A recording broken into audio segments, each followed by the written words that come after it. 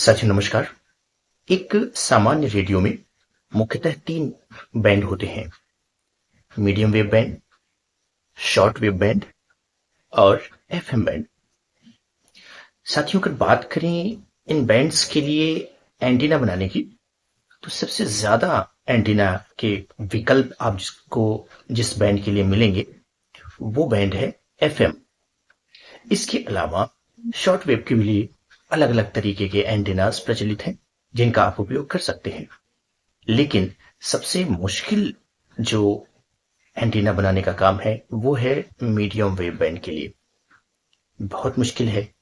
अधिकांश रेडियो में पोर्ट नहीं होते, आप पोर्ट सामान्य तरीके से जोड़ भी नहीं सकते। फिर आपके पास विकल्प क्या है? यानी कि कोई पोर्ट आपके पास नहीं है, अंदर का फेरेट रॉड है, उससे ही आपके रेडियो का रिसेप्शन मिलता है। अब आप क्या कर सकते हैं? आपके पास विकल्प बहुत सीमित हैं। ऐसे में एक तरीके का एंटीना जो सबसे बेहतर काम करता है वो है मीडियम वेव बैंड के लिए बना पैसिव लूप एंटीना। साथियों, ये एक ऐसा एंटीना है जो बगैर रेडियो से कनेक्ट किए रिसेप्शन को बेहतर करने में आपकी कैसे मदद करेगा। अभी मैं स्क्रीन पर आपको मीडियम वेव का पैसिव लूप एंटीना दिखाऊंगा और वो कैसे काम करता है ये भी मैं आपको दिखाऊंगा। यद्यपि कि इस चैनल पर भी पैसिव लूप एंटीना का एक वीडियो आ चुका है और उसमें हम देख चुके हैं कि पैसिव लूप एंटीना कैसे काम करता है और उसको उपयोग करने की विधि क्या है। इस वीडियो में हमने जो एंटीना है वो थोड़ा बड़ा बनाया है। Big diameter means better reception.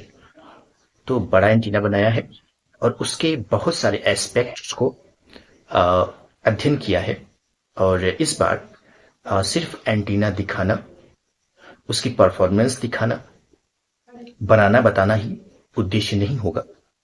आगे अलग अलग वीडियोस में मैं इसकी क्रियाविधि और उसके अलग अलग कंपोनेंट्स, अलग अलग इस्तेमाल सामग्रियों की गुणवत्ता, उसके प्रकार और उसकी उपयोग करने की विधियों पर भी थोड़ा बहुत प्रकाश डालने का प्रयास। साथियों, आपकी स्क्रीन पर है मीडियम वेव बैंड के लिए बनाया पैसिव लूप एंटीना। मेनली इसके जो कंपोनेंट्स हैं या इनके जो अवयव हैं वो है इसका फ्रेम जो मैंने लकड़ी का बनाया है। ये पीवीसी का बना होना चाहिए।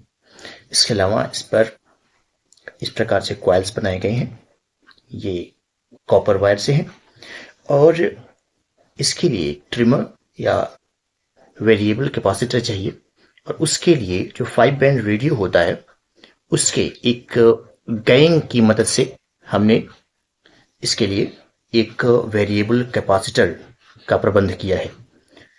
इसी को हम अलग अलग घुमा के, क्योंकि आप जानते हैं कि ये जो गैंग होता है वो अलग अलग घूम के फ्रीक्वेंसीज पे ट्यून करता है, तो इसी से अलग अलग फ्रीक्वेंसीज ट्यून करेंगे और उन फ्रीक्वेंसीज पर जब रेडियो होगा, मसलन जैसे किसी भी फ्रीक्वेंसी पर रेडियो को हम ले जाएंगे और उसमें आवाज आएगी, कोई स्टेशन पकड़ेगा और फिर हम इसकी सहायता से उसी फ्रीक्वेंसी को ट्यून करेंगे। वो हमें ट्यून करते ही पता चल जाएगा तो इस फ्रीक्वेंसी पर हमको सिग्नल मिल रहे हैं।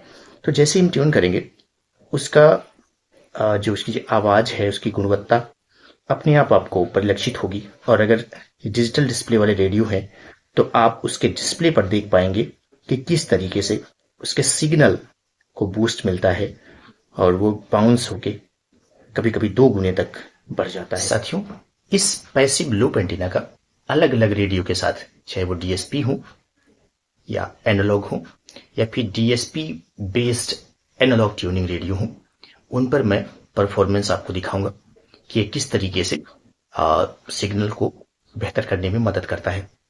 साथियों, क्योंकि ये जो एंटीना है साइज में भी बड़ा है और दूसरा मीडियम वेव के लिए हमको जब कोई स्टेशन ट्यून करना होता है तो ट्यूनिंग के साथ साथ रेडियो की जो ओरिएंटेशन है वो भी बड़ी महत्वपूर्ण हो जाती है। ऐसे में हमें रेडियो की ओरिएंटेशन हमेशा चेंज करनी पड़ेगी और हम बड़ी मुश्किल से कैमरे को एक जगह पर रखकर उसको दिखा सकते हैं। इसलिए अलग अलग रेडियो के साथ जो इसकी परफॉर्मेंस है जो टेस्ट है वो मैंने थोड़ा रफली रिकॉर्ड किया है।